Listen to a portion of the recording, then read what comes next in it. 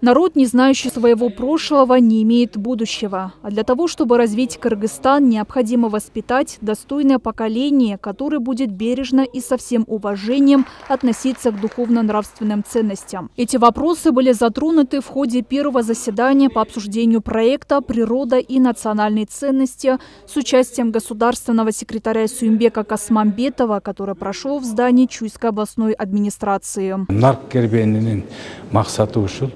Заседание проводится в рамках реализации указа президента о национальной традиции и национальной программы о сохранении и развитии национальных традиций. Сегодня перед нами стоит задача воспитать достойного кыргызстанца, знающего свою родную историю, уважающего ценности и который бережно относится к природе. И только так мы сможем выйти на первую ступень развития Кыргызстана.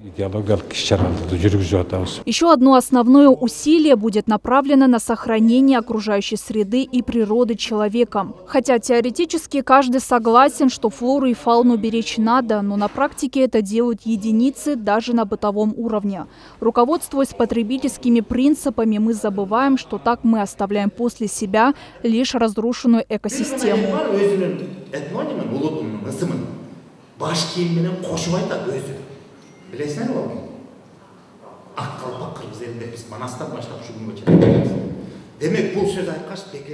Все наши традиционные знания, благодаря которым наши предки дожили до этих дней, мы хотим это все донести до сознания нашего общества, чтобы хоть как-то посодействовать на разрешение проблем экологии, которая на сегодняшний день это одна из актуальных проблем планетарного масштаба.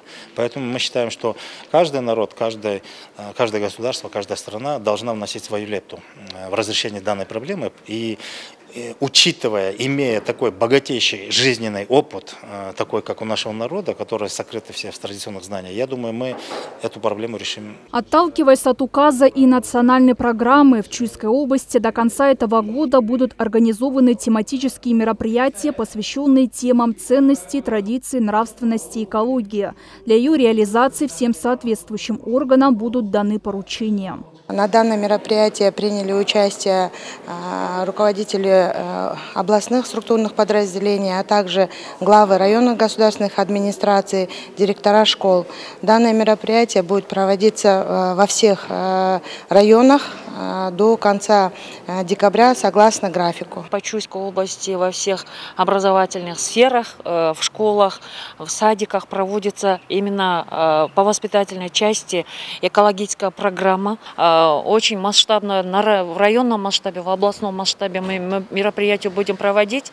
Это будет продолжаться до 15 октября. После 15 октября мы будем итог сделать. И по итогам этих мероприятий мы будем награждать всех самых лучших учеников по Чуйской области. Отметим, что проект был основан в рамках реализации указа президента о национальной традиции и национальной программы о сохранении и развитии национальных традиций. Заседания пройдут во всех районах Чуйской области и запланировано провести такие встречи уже в других регионах страны. Салима Дюшембекова, Джумабай Исманалиев, СТВ, Чуйская область.